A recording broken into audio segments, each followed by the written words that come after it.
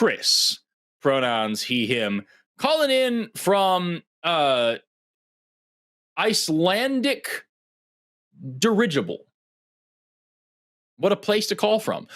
Who says atheists misrepresent the nature of God, heaven, and hell. Chris, let's talk about it. You're on the line with FORREST and Jovan. How you doing today? Hey, I'm doing pretty good. I think you got the location off a little bit. It's Idaho. I don't know how I could have possibly known that. I know. It says ID. I don't know what else it could possibly have meant.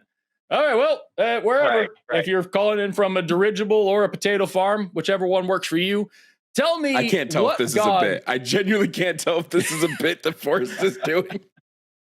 Chris, let's start by just trying to figure out what God do you believe in that you're calling about? I believe in Jesus Christ, the Christian God. Okay, cool. And yep. Do you have a particular denomination that you are affiliated with that you would like to speak to, or like is there a label for your view of Christianity? Because there are over 40,000 flavors of Christianity. So, like, what do you have a particular one that you like, or just general? Yeah. So I associate with non-denominational. I think there's a lot of. Hold on 1 second here. Are you okay? Sorry about the background stuff. Yeah, it's all good. God, stop this call. Caller, are you driving? I'm not driving. I'm off on the side here. Hold on 1 second. Very good. So we can't have you. We can't have you driving a motor vehicle while on the phone with us. It's not safe, and it's a bad issue for us. So. Yes. So I don't think the denomination really matters, because I think interpretations around all the little nuances around Christianity don't matter. I think what matters is what we all agree upon, and that's the life, death of Jesus Christ and the resurrection. So we all agree on that. I definitely don't believe in that. And it, yeah, well, and that is. But I get. Go ahead. Like, I'm not here to. I understand. So that's right. That's the main vibe of Christianity. Is there, before we get into it, I want to address just a couple things with you really quickly. Is there anything you can do about the noise? Because it sounds like you are standing in the middle of a freeway. I'm working on that right now. Give me 1 second here. Okay. I'm sorry about the noise, guys. It's ending right now. So, okay. So basically, yeah, if you want to go ahead and touch on that, were you finishing your thought for us? No, it's okay. I think that's fine. We can leave that there for the time being, because I want to talk about your actual point. So when you say atheists misrepresent the nature of God, heaven, and hell, are you speaking to any particular atheists? Like, do you have like do you want to flesh that point out so I can understand where you're coming from? Because there's a chance you're talking about the way that specifically Jovan and I talk about it, or the way somebody else talks about it. Just what do you mean? Well, I think it's the general attitude toward Christianity. So I think what I see is I see a pattern of, certain thinking and certain ways that, Christianity is skewed, and there's this, I don't think that it's being represented in the way that it actually is in reality. Are you talking about the way that Christians interpret it, or the way it's written down in their holy text? Because typically what I see is Christians don't actually abide by their actual religious text. They just sort of make up how they believe Christianity should be. Yeah, I mean, well, I think what he was saying is, like, he was trying to get an idea of, like, the atheists, how, like, overall, like, certain atheists that have a different bias against Christians, and they're kind of like have a certain attitude for them. But I'm just saying, like, overall, it's the general attitude. Like, if, for instance, the situation with hell, it's like, your God is going to send me there and torture me forever. And it's like, I feel like that is an example of a misrepresentation of what's actually Jesus says that's going to happen. when you say misrepresentation, it sounds like what you actually mean is just not being framed in an overwhelmingly positive light. Because, like, if you say, if a Christian says, I don't know what you believe specifically. Like I said, there's lots of different kinds of Christianity, but like when a Christian tells me, you don't believe in God, so you are going to go to hell when you die and be tortured forever. And they frame that as this justice, this divine morality, and they see that as a very positive thing. And then when I say the same thing back to them and say, this fucking asshole is going to hurt me just because I don't like what he says and I don't think he's real, that's what a child would do. I'm saying the exact same thing they're saying it. I'm just adding the way that I'm seeing the same facts. And so it sounds like you're taking issue not with us misrepresenting Christianity. We're saying the same things that the Bible says and the same things that most Christians believe in our country, at least. But we're just not saying them positively. We're speaking to them truthfully from the angle that we're at, from a more objective and, yes, a little bit antagonistic stance. So is that really what your issue is? Or do you think that we're honestly missing something about Christianity? I want to point out too, Well, really, before you answer, Chris, real quick, I want to just point out. Yeah, go ahead. Before we get too far away from it, you said that well, hell isn't this physical place that you're going to go, but like, yes, it is. The Bible Jesus literally describes it in the Bible as a physical place that you get sent. So I just want to point out that when you say that like atheists are misrepresenting, it doesn't really seem to be misrepresenting if we're just saying this is what the text tells you. Well, I know, but it's like, the way that he just, FORREST had referred to a Christian talking to him and saying, kind of like an attitude like, oh, if you don't believe this, or, you're going to go to hell, it's like they're holding a gun to your head. You're either going to choose your religion. It does hold a gun to people's head. Yes. That's what the religion does. That's what I'm talking about. That's the misrepresentation of what I'm talking about. How is that misrepresentation if that is the text? God is not holding a gun to your head. Yes, he is. Okay. So that's default the text, position when you're check this out. Like the default position when you're born into this world is you have to realize that, and I think it's like a lot of people don't realize this, but they minimize their sin. So if you minimize your sin, you're obviously going to feel like, well, it's completely okay, like for me to get angry. So if you don't acknowledge that aspect of it, then you are going to look at God that way. But if you actually I'm sorry, Chris, I don't mean to cut you off, but like there's so many things you're saying right now that are fundamentally like, I think you're missing where we're coming from. And that may be where the hang up here is. Like you're talking about minimizing sin. I don't believe in sin because the concept of sin is going against the will of God. And I don't believe in a God, and I don't like the God on offer. I would never worship the Christian God or follow the Christian God if it was real. So like sin means nothing to me.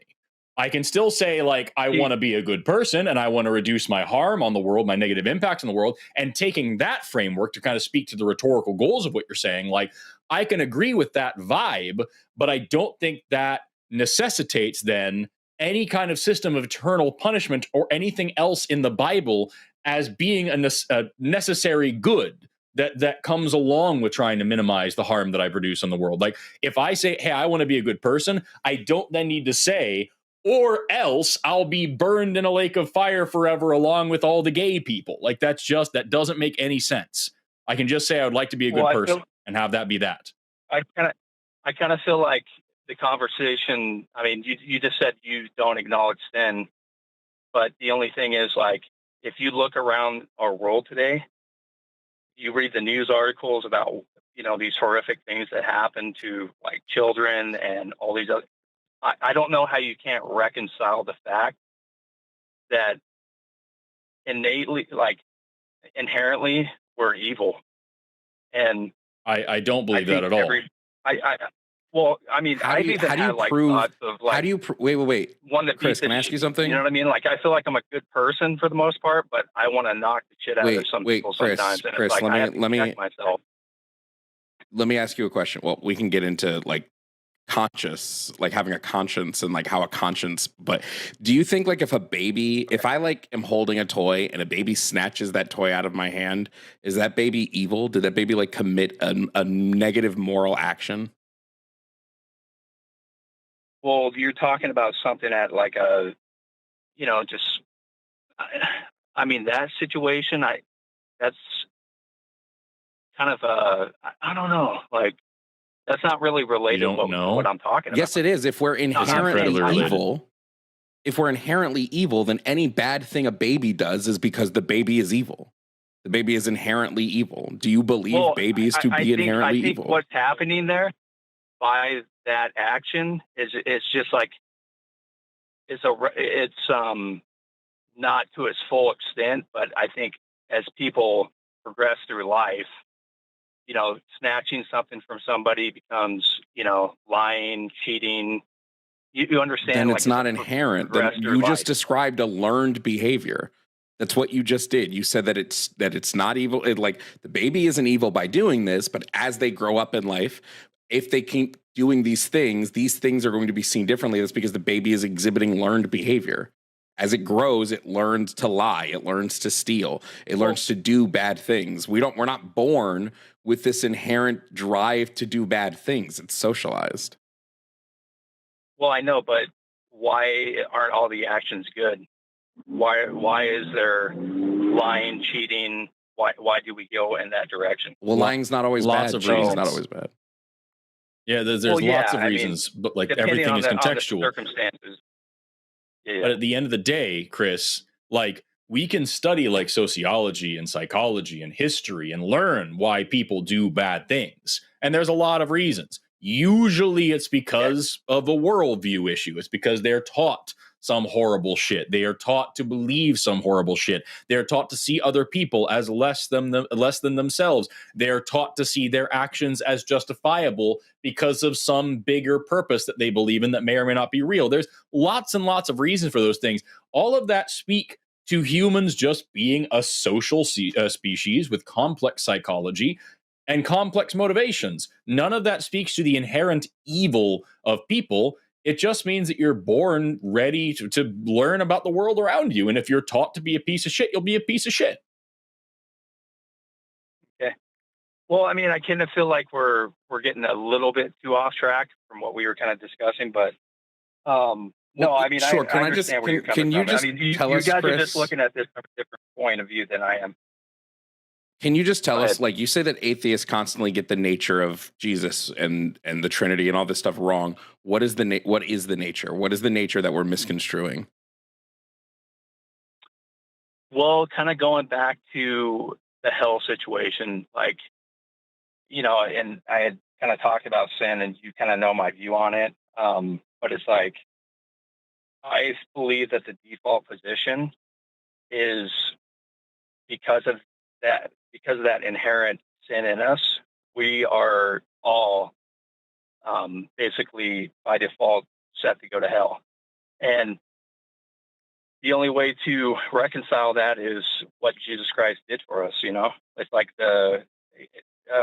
one of the situations in the Bible, in the Old Testament, the angel of death came over the for the Israelites and, took the firstborn. I mean, I know that circumstance, most people would say that's not moral, but that's I just feel like that is a perfect representation of the situation. It's like you're either in with Jesus Christ or you die and you're not. And unfortunately, so let's just flesh this out. The other for just alternative is not a good one. You know what I mean? So go ahead. So let's just flesh this out for a second. If you do you have children, Chris? Yeah, I have 2 kids. Okay. What would your children have to do for you to want to really genuinely seriously hurt them? Not like a little spanking or whatever, because I have problems with it, but like I'm not talking about that. I'm talking about like setting them on fucking fire or like cutting off their limbs. Like what would they have to do for you to be like, what needs to happen right now is I need to torture you? What would they have to do for that? Well, my answer would be there's nothing they could do. that would make me want Right. to hurt. And Even, and yet yeah, and yet I mean, for smack God, them, let alone for burn them on fire. Go ahead. right, and yet for God, the all-knowing and all-merciful, the answer to that question, what would your children have to do for you to want to set them on fire? The answer is be born. You're born evil, and the best thing that can happen is that you go to hell. And only if you come to me and ask for forgiveness and let me in your heart and all these whatevers, then I will give you the grace of allowing you to live as a slave for the rest of eternity in heaven. How are you going to sit here and tell us that this is the default moral position when not only do we have no reason to believe any of these things are real, but certainly no reason to think that any of these things are good? Well, I mean, the way that I would kind of reconcile that in my head would be, obviously acknowledging the fact that, okay, let me turn that situation back around to you. If you have a son who, you're obviously close to initially, he wanders off and starts partying and, just doing all these immoral things and disrespects your name and has nothing to do with you and is in complete. Isn't it a little bit easier to be like, hey, we're going to cut ties, like to estrange yourself from him? Why did you let your son get there in the first place? So here's the thing. Just context here. Yes, it would be a lot easier to just say, hey, listen, I don't want anything to do with you. You're a bad kid. You've done bad job at being child. Goodbye. And sure. And if that's what we were talking about, I'd still have a lot of issues, but it'd be a very different conversation than eternal torture and fire. More importantly, however, if I was talking from a position of the divine God, holy, eternal love, why the fuck couldn't I just forgive anything? Isn't forgiveness a virtue? Isn't jealousy and contempt and holding on to grudges, aren't those sinful and errant behaviors? So wouldn't it be better for God to say, listen, you're my children. You've been led astray. You made a lot of mistakes. You hurt a lot of people. You did a lot of bad things. You didn't pay attention to me. You didn't respect me. But I love you so much that I'm going to let it go for the cost of nothing, because that's what a good parent would do. Why is there an ultimatum of, if you are mean to me and you hurt my feelings, I'm going to hurt you? Jovan, what are you saying? It's also just like a really weird, like you're painting God as an absent father. Like that's the fault of God. If God wants us to believe in him and doesn't want us to go out and sin, why doesn't he come and tell me that? Why doesn't he show up to the entire world and be like, hey guys, don't sin. I hate when you do that. Instead, it's like, well, I'm going to let them sin. And when they do stuff that I don't like, then I'm going to punish them. Like you can't imagine your dad leaves when you're 2 and then shows back up when you're 17 and is like, I raised you better than this. No, you didn't. You didn't raise shit. Okay, but I can also throw a parallel and just say everybody wants their own privacy. Everybody wants to live their own life. We're already in your parallel. Why do we need another parallel? That is such a cop out. No. You have to see. Do you want your own privacy, and does your desire for your own privacy supersede the fundamental needs of your children? Are we saying God wants his privacy, or we want? That's what I thought he was saying. No. I think the divine hiddenness that you're referring to is actually something a noble deity would do and allow us to make our own decisions. God used to show himself to everybody and their mother. What do you mean? Now all of a sudden he's shy? He used to be burning bushes. He used to be what? This is because what you're describing here, what you're trying to use as a shield, is the fundamental issue of the problem of evil. If God is indeed all-knowing and all-powerful, then you have this issue here where he is literally watching all the evil that you referenced earlier to try to say that humans are inherently sinful, evil creatures. He's watching every rape. He's watching every pedophile. He's watching every genocide with folded arms, just saying, "Oh man, well, when you die, I'm gonna get you. I'm gonna do something about that someday." Unless you say I'm really cool, and then you get to come to the same theme park as everybody else. But if you don't, then you get to go to the pit of fire with every single gay person who ever donated to charity. Which, by the way, I want to reiterate, Jesus absolutely says hell is a physical place that God will send people in the Bible. Mm-hmm. And I do believe that. I do believe. Well, Right. I mean, I believe at the start of this call, you told us you did not believe that. I did. No. I just said there's a misrepresentation of how atheists were portraying hell. I didn't say that it wasn't that physical place. It is a physical place. Okay, maybe we misheard spiritual / it's. I think hell is a separate dimension. It's like the upside down. Those are words. It's fine. Yeah. It's fine. Yeah, we don't have to go into the specifics, but I believe it's a spiritual / physical dimension that, if you don't align with Jesus Christ, then unfortunately that's the situation. It's like, why is Jesus vain? I know where you guys like, are why is vanity in his nature? Vanity? Yes, vanity. You can do anything you want. You can commit as many sins as you want, but if you end up believing me at the end of the day, you're good to go, baby girl. That's vanity. That's absolutely. Well, no. If you don't accept me, if you don't accept me, if you don't call me the king above all kings, then I will torture you. But no matter what kind of person you are, if you suck my dick hard enough, you get into heaven. That is the teaching of Jesus. Now, hold on. That's what I'm talking about right there. Dude, it's more than that. Like, one example of divine hiddenness is when Christ was on the boat and he fell asleep, right? And everybody's freaking out. Hey, we're about to die. That, I feel like that was okay. So the way that we see God's character is through Christ. So that was an example of him withdrawing himself from everybody on the boat. And, he's still there. And then they're like, hey, what's going on? So there's certain things, because God is just, he's holy. He's not like us. And I think that's something we tend to do is we think about him in a humanistic way, and he's not human because he acts that way. God is so petty that some people stopped believing in him. So he told the Israelites to genocide them. What if God doesn't want to be compared to us? Don't act like us.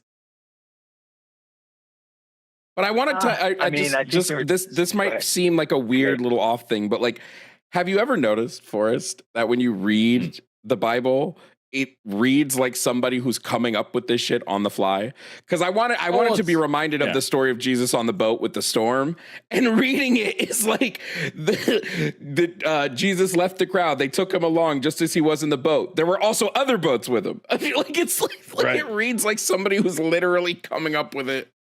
Anyway, it's exactly what you would expect from a copy of a copy of a copy of a copy of a bunch of fucking Iron Age folktales. But like, here's the thing, Chris, that what you're talking about here, you're saying God is so above us and not human. Is jealousy a noble attribute that is like a hallmark of like a divine creator? Well, see, that's the thing is I think there's like righteous anger. There's I asked about jealousy. Ideal. Well, that's what I'm saying is like everything that we experience on earth, like the hatred and all these other things, and no, not hatred. That's always bad. That I asked about jealousy and things like that. Well, yeah, but I'm just saying that can be sometimes maybe a positive thing. And jealousy. So you're saying circumstances. You're saying that jealousy and envy can be positive things that are the hallmark of a perfect creator. I'm saying that there may be an ideal way that we're not seeing that it's meant to be. I can't really articulate exactly what I'm trying to. Well, I'm trying to ask you here. But God is perfect, right? God is this infinitely wise, infinitely just, infinitely brilliant, whatever else. And yet He is jealous. God says his name is jealousy. He is so jealous that he is named jealousy. God is wrathful. But what is he God jealous for? For anybody who worships any other gods. He calls himself so jealous. Not saying like I fear for their safety or I don't want them to be. He says this hurts my ego. I am jealous. He is prideful. That is not He also a hallmark of someone also- who is well-adjusted and wise. Go on, Jovan. Chris, you specifically said hatred is go always ahead. bad, but God hates in the Bible. He does. He literally says, I loved Jacob, but who was it? Esau, I hated. He literally says, I hated a person, Esau. So, like, if hatred is always bad, then God is bad. He also says that he regrets making humans that could be a couple of times. Translated righteous anger. Go ahead. But that's the thing. God is jealous. God is envious. God is prideful. God is hateful. God is wrathful. God is cruel. God is at no point in this Bible is God ever depicted as anything but human. In his appetites, in his anger, in his emotions, in his inability to control himself. God sets a tree on fire, or no, he doesn't set it on fire, pardon me. He destroys it by withering it with magic because it isn't producing fruit for him out of season when he wants it.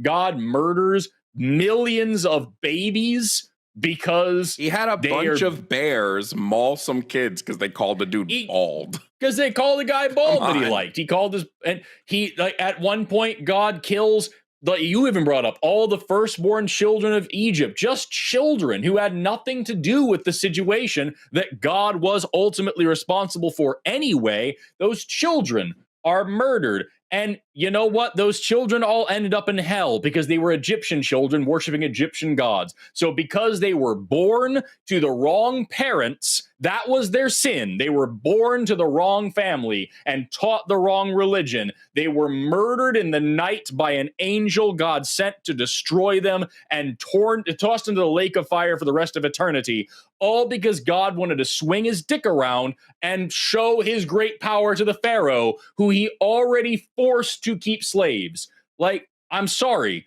The Bible itself says something very different than what you're trying to tell us. And if you're going to sit here and say with a straight face that there is a good reason for all of us to be tortured and for all of us to be so wrongly judged by a monster whose sins far outweigh our own, I simply can't take you seriously. I think that you're just buying into some bullshit indoctrination and not thinking critically about what you're actually saying. And then you're framing that lack of critical thinking as the accurate interpretation of an Iron Age sex manual. Okay. Well, I mean, you're completely entitled to that opinion. I'll tell you what. I mean, obviously, I need to do a little bit more reading in the Old Testament to kind of see what you're referencing, in these situations. To kind of get. I can tell you right now what I'm referencing. I can tell you right now what I'm referencing. Well, I can tell you about where God actually uses human sacrifice, not just once, but twice, to satisfy his ego. I can tell you where God slaughters children. Go back, Forrest. Go back to the very beginning of the Old Testament where God literally punishes us for something he lied about.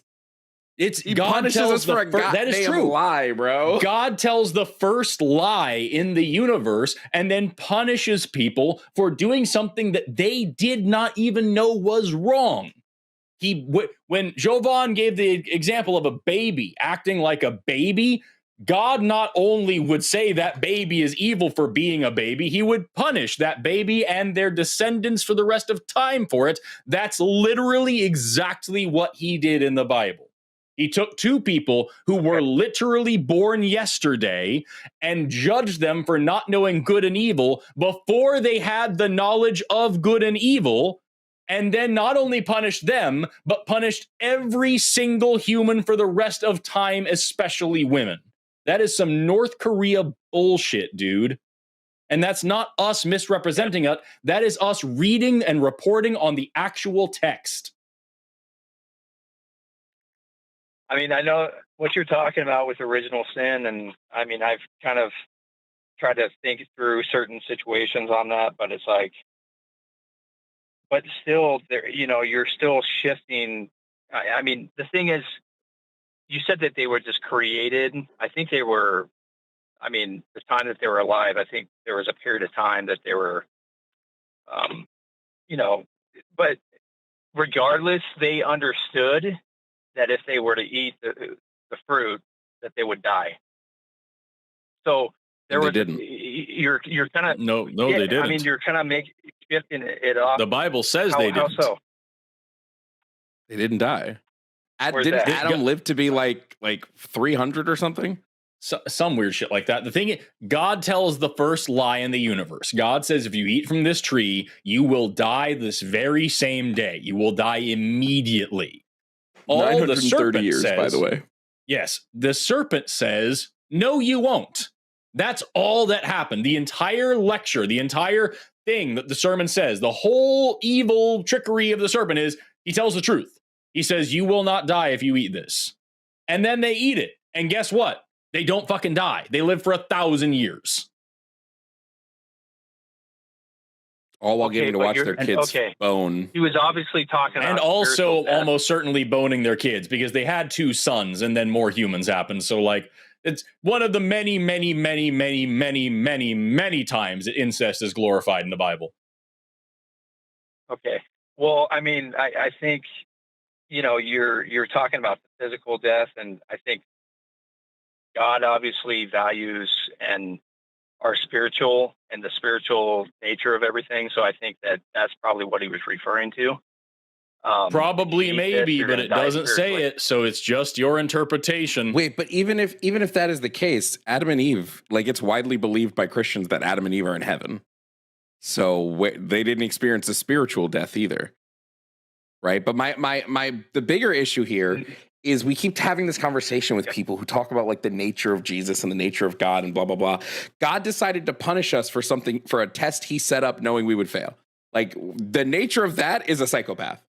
Imagine you do Saw. Imagine Jigsaw captures you, puts you in a chair, and says, if you press this button, you'll get out. But he knows for a fact there is no way for you to press that button. He made it impossible for you to. That's not a fair test. It is crazy because like that is actually the exact situation we're in. Is that God? You're looking at this horrible situation, this insane test where we have to. The test is, can you believe bullshit on bad evidence? And if the answer is yes, then you get to go to a magical land in the world, in the sky for the rest of your life, for the rest of eternity or whatever like that. And if the answer is no, you get tortured forever. And you're looking at this, Chris, as if that's just normal. That's just the way it is, and just believe in Jesus, and then it'll be fine. It is the same thing. I love the analogy of Jigsaw. It's somebody in the Saw movie just being like, "Well, fuck, man, if you didn't want to die, you should have just got your eyeball out." That's what you're supposed to do. We're all born with a key behind our eyeballs. No, I never watched any of them. Okay, almost every trap in Saw 2 is unwinnable. The Bible is Saw 2. The Bible is Saw 2. Yeah, like every trap. That's the moral of the story. The premise of Saw 2 is unwinnable. If God didn't want us to eat the fruit, why did he let the serpent lie? Well, not lie, but why did he let the serpent talk to us to begin with? Just take away the serpent's ability to speak. You're why didn't he put the tree in another goddamn garden? The accountability off to like he's omniscient. He's omniscient. He knew when he put the tree there that the serpent would at some point come up to Adam and Eve and be like, "Hey, yo, eat that shit." If he didn't, and us, I get it. He wants us to have free will, so he won't affect what we do. But he doesn't want the serpent to have. He doesn't give a shit if the serpent has free will. Why not just take away the serpent's ability to speak, and then problem solved, and snakes can keep their legs? I know, but okay. So it says that God is sovereign and everything happens according to His will. So what you're saying, according to the Bible, was in alignment with what God willed, and yes, He wants to torture us. Now that's an interesting statement. There, I don't think He wants. I mean, it's kind of a Calvinist type of view, but sure. No, you don't even have to be deterministic about it. God being it. Yeah. Do you believe that? Do you believe that, Chris, that everything that happens is according to God's will? I do. Is it possible? Is it possible for anything at all to happen which violates or goes against God's will? Don't do it, Chris. Don't do it. Don't do it. I mean, don't do it. There's I'm trying to things that save you here. happen Don't do that it. God would not. There's things that happen that are not. You know what? I know what you're trying to do here. I'm trying to save you from this one. I see a deer and I see headlights coming, and I'm like, get out of the road. And you're just like, but it's so pretty. Get out of the road, Chris. Hey man, if it's what you believe, then I have questions about it. I'm just trying to be honest with it and see if this is what you believe. So I'm not putting words in your mouth. I'm asking you a direct question. Is it possible for anything to happen that God doesn't ordain, that that is not part of his divine plan, that goes against his will, even if it's something he may not necessarily like at the beginning? Is it something that he wants because it happened? If God is sovereign and all-knowing, then I would have to say that everything happens in alignment with his will. Last question, Chris. I mean, is God's will and plan and all that. It's fair to say that his divine plan and his will then they're not the same thing, but the terms can be used sort of synonymously, right? We can agree on that. Okay. Yep. So then, last question for you: do you agree that God's divine plan, God's will, is good?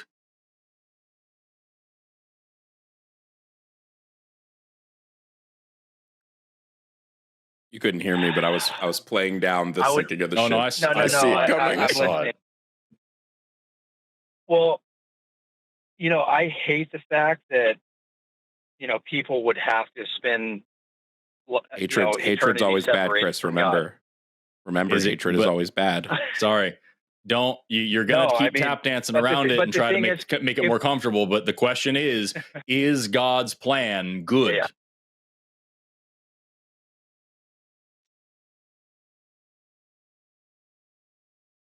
I would say yes. That's a pretty good Ariana I align song. myself. I'm saying because I align with Christianity and Jesus Christ, I would say yes. All right. So here we are at the end of the call then, Chris, because here's the framing. And this is not me misrepresenting anything. This is what you have just said is your belief. And this is where we are. You started at the beginning talking about how humans are inherently evil and all these things, and we have to go to hell because there's all these terrible things that happen in the world. At the end of the day, you like the things that happen in the world. All the terrible things, all the rape, all the murder, all the pedophilia, all the genocide, every single bit of it is good because it's part of God's plan. It does not violate God's will. It's exactly what God wants to happen. God is sovereign and ordains every bit of it. He doesn't just allow it to happen. It is happening because he is making it happen, because he wants it to happen, because he is all-powerful and all-knowing. You, Chris, see the genocide of Palestine. You, Chris, see the rape of babies. You, Chris, see the slaughter of innocent people all around the world. And you say, that is what is supposed to happen. Fuck yeah, sign me up for more of that because that's what God wants. And I am a Christian and I'm a part of this plan. And also, every single person who goes to hell, that is a good thing. That is part of God's plan. God isn't sad that they go to hell. God made them knowing who they would be, knowing that they would die in sin, knowing what the sins were that they would commit, and knowing they would go to hell. And he made them anyway because he wanted them to go to hell. Those people being tortured for all eternity is part of his plan. He made those people for the express purpose of torturing them for all eternity. That is their purpose. That is his goal. Every single evil thing that you've called in bitching about and saying that we're not having the right perspective on is a good thing in your worldview because God commanded it and ordained it and allowed it and made it happen. It is part of his will, part of his plan. You haven't a dick to stand on here, sir. I'm sorry. This is not our misinterpretation of your Wooly book. This is your evil ass ideology that we refuse to be a part of. Tried to save you, Chris. I really did. He tried. The man tried. He was there for you when he shouldn't have been. Snake. I was the snake. He was more merciful. No, you were more merciful than Jesus himself. You were sticking up for the guy. Forrest, I feel like you're talking about all the bad. Yes, because the bad is inevitably God's fault. We can sit here and talk about all the beautiful sunsets. I don't give a shit. There's no amount of happy, hopeful, happy, cheering and clapping of hands and all the beautiful flowers and look at the trees and the mountains that justifies or excuses the rape of children. But your God likes that shit I agree. and wants it to happen. So here we are. I'm not into it. We and can't, with that, we can't do this thing. We can't do like just real quick. I just want to say we can't do this thing where we go. Well, all the good things are good, and then just absolve God of all the bad. Like that's just like you wouldn't do that with anybody. You ain't doing that with Hitler. You ain't saying look at all the inventions and medicine the Nazis made. But it doesn't matter that they he built some highways. He had a social security program. But you're just focused on this whole Holocaust thing. I mean, fuck, man. Chris, it's been 40 minutes and it's been real fucking gross. I think we're about done. Jovan, do you have anything else for Chris before we wrap up? No.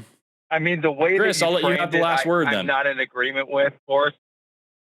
Okay, what did I say? What did I say that is outside? No, I'm not letting you get away with that. What did I say that did not align with the agreements that you gave? That everything God wills is good and nothing happens that goes against God's will. God is in complete control all the time and everything God does is good. You said God is good all the time and all the time God is good. You said God controls every single thing. You agreed with the Bible that he counts the hairs on your head, not a single sparrow falls in the sky, that without him knowing that you agreed with all of these things. And then we just brought up the evil shit that God must then be responsible for. So how is that a bad slant on exactly what you said?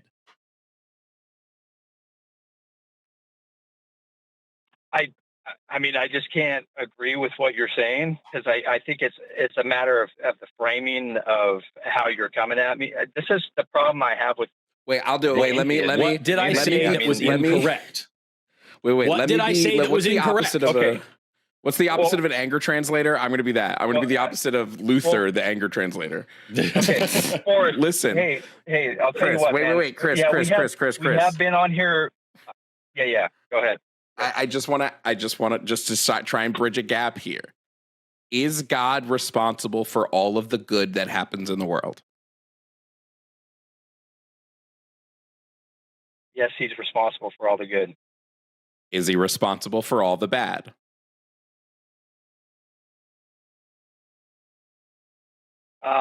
Well, I mean, I'm saying that there's free will. He doesn't have any control over what people. All right. Come on. Grow a spine, man. Say the thing.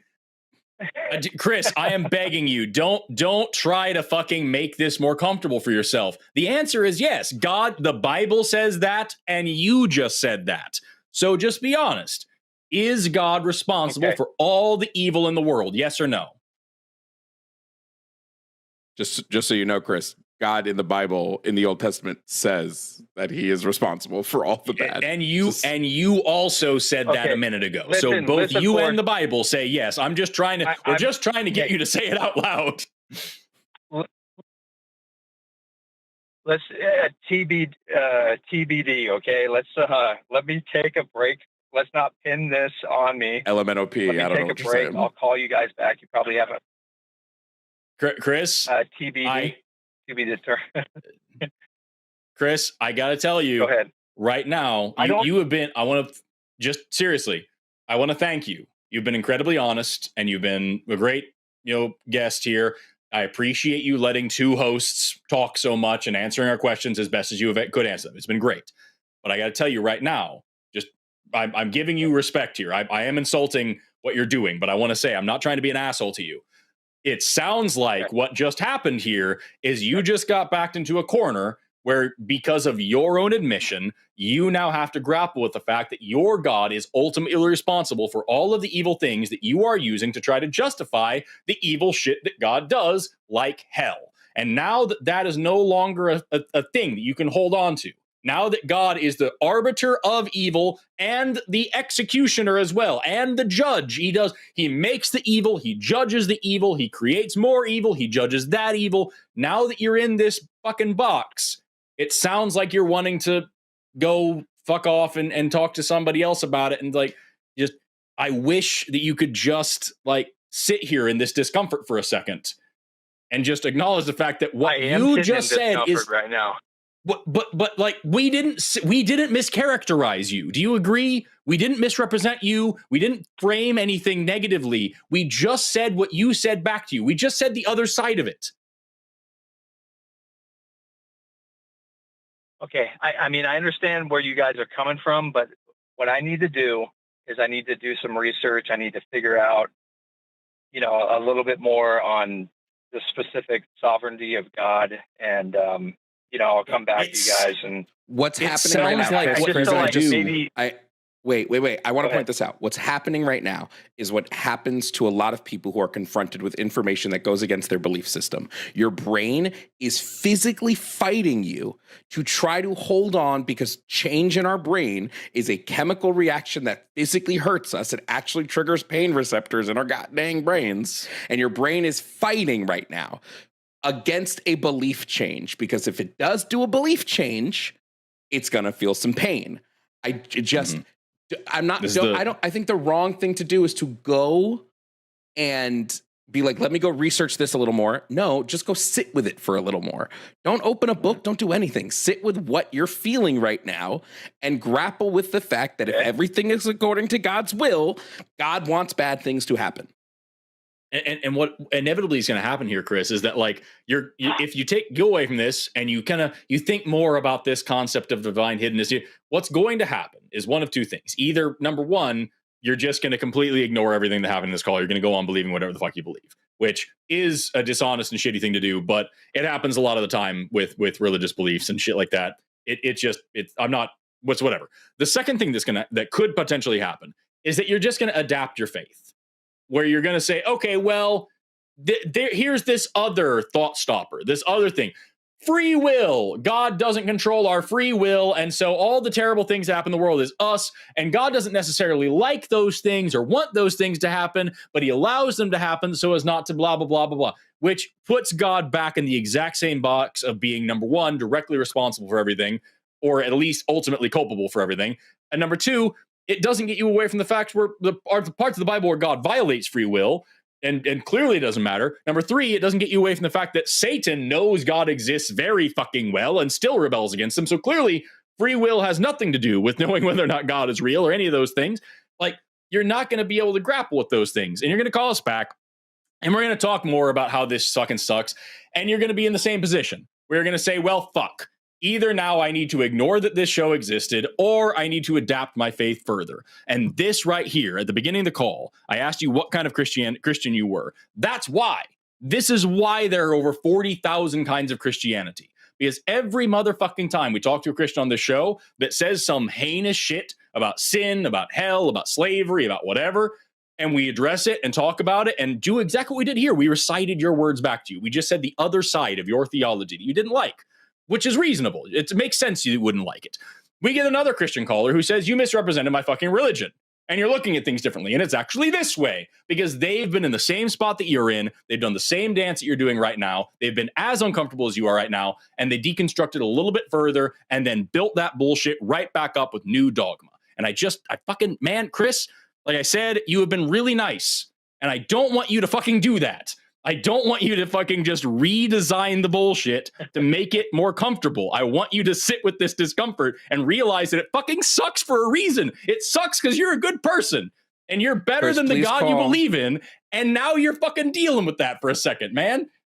Chris, please call FORREST back the next time he's live and have the exact same conversation. Like when you go back and listen to this and have the exact same arguments, because I just feel like that would be really funny. I'm going to lose it. I'm going to lose it if that happens. I agree with FORREST here.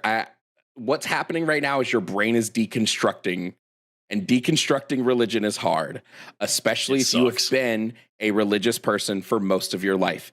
And it's not, I don't think you have to go full non-religion, right? You can still be spiritual. You can still maybe say, hey, maybe there is a God. I just don't know what he's like. I'm just saying that the Bible, the God that you're holding on to, is a piece of garbage. He is shit. He is a shitty person, not a person, whatever, but he's a shitty being. And quite honestly, to follow him is to believe in shitty things. So I hope you can break that habit. Be the change you want to see in the world, Chris. Yeah, definitely. Be the change you want to see in the Bible. Be the change you want to see in the. Be the God you want to see in the Bible. Yes, be better than Jesus. Go ahead, Chris. We've been talking for a while. What are you saying? Well, I mean, but there's really nothing. Yeah. You probably have other callers, but I'm saying like, but if you really look at the teachings of Christ, I mean, can you really point out one thing that was horrible that he taught? I will tell you. If you want to look at me and say, Jovan, I love the story of the sheep and the goats. Jesus in the sheep and the goats, I think is A1 day one. I'm a literal communist, and Jesus and the sheep and the goats goes, let's do communism, basically. Anything else, I'm just sort of like, okay. Yeah, the story of like, I think in Acts when it talks about like the first Christians who had like the perfect Christian society for a little while, and it was a communist society. It was everybody shared everything they had. Nobody wanted for anything because everybody freely supported each other. There was no need for like money and possessions and shit. Like, yeah, I'm a socialist, not a communist, but like, fuck, man. I'll get you over to my side. So we'll talk about it later. We have a call about it on the line waiting. But like that's same thing. You know, in what part of it?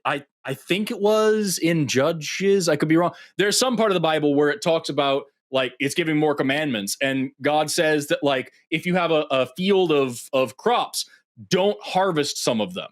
Leave like I think it's like some small. I forgot what measurement they said, but leave some portion of these crops unharvested so that any poor person passing by can take free food. What a fucking Leviticus. Awesome story. It's Leviticus. The Levitical laws. The Levitical. Yes. Leviticus, so, like, by the way, Chris, where God also says go we can end on some slaves. Note here. And those things are great. Right. Those things are good. But then also Jesus also says own slaves. So like because Jesus never specifically says slavery is good, but yes, so the Bible is a pro-slavery book front to back, and God in the Old Testament, God very clearly says own slaves, and Jesus says later on, not a jot or a tittle of the law changes till all things come to pass. I come not to change the law but to fill it. I am the same God as I have always been, past, present, and future. I never change my mind. He says all that same shit that the God of the Old Testament says as well. So when God in Exodus and Leviticus said, own slaves, here's how to do it, here's how to beat them, here's how to pay for them, here's what you can do with them, all those things. When God said all that shit, Jesus also meant all that shit if you believe in like Trinitarianism and shit like that. But that's a whole other conversation for another time. Yeah. We could discuss that later, but cool guys. I appreciate your time. Good conversation. And Forrest, do you want to tell Chris about RFR again before he hangs up?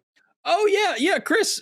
Fucking real talk. There's the thing called recovering from religion. Would we continue if you want to have these conversations in a less intense way as well? I would love to talk to you again though. So like, if you want to call back next time, either I or Jovan are on, sure, man. And we'll keep spitting at you.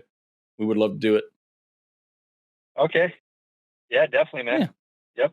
Nice chat, guys. Take care of yourself, Chris. Be awesome. Okay. Do good things. Right. Be better than Jesus. See you later.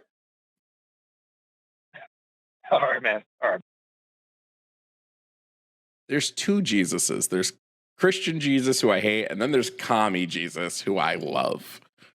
When Jesus says, you ain't taking none of this shit with you to heaven, give it all up. I'm like, yes, bro. And then he's like, believe in me and my Father. And I'm like, go back to whatever club you crawled out of. But there was the moment where it was like the best way to get into heaven, the most surefire way to get into heaven is to sell everything you own, give all the proceeds to the poor. Hell yeah. Let's talk. When I'm debating MAGA who are like, oh, I'm a Christian, I just pull out the sheep and the goats every time. It's the best Bible verse. Have you seen I'm gonna look that one up because I don't think I'm familiar with it. But like, have you seen the sheep and the goats? I don't know if I can sheep the goats. You want to tell me about it right now? Sheep and the goats is where Jesus comes. It's when Jesus comes back, right? When he's getting ready to rapture everybody, basically, where he's like, who's going to heaven, who's going to hell? He splits up all of humankind into sheep and goats. He said, the sheep, you're going to heaven, and the sheep are like, why? And he's like, is this what you did to the least of me? That one. Yes. Yes. Yes, It's the okay. best. It's the best.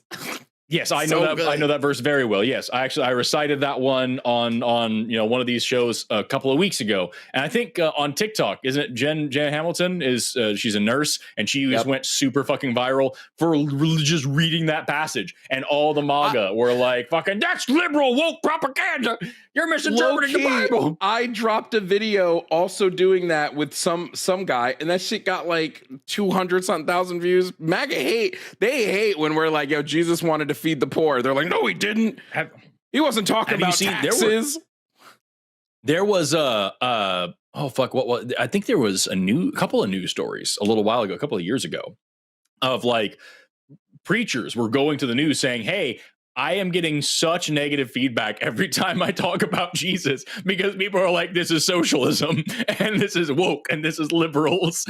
And it's like, I don't know how to do my job anymore. I'm just trying to tell you what the fucking book says, y'all. If you like this debate and you want to see more debates like this, head over to the Lines page at Q on the Line or Jimmy Snow on the Line at Jimmy Snow.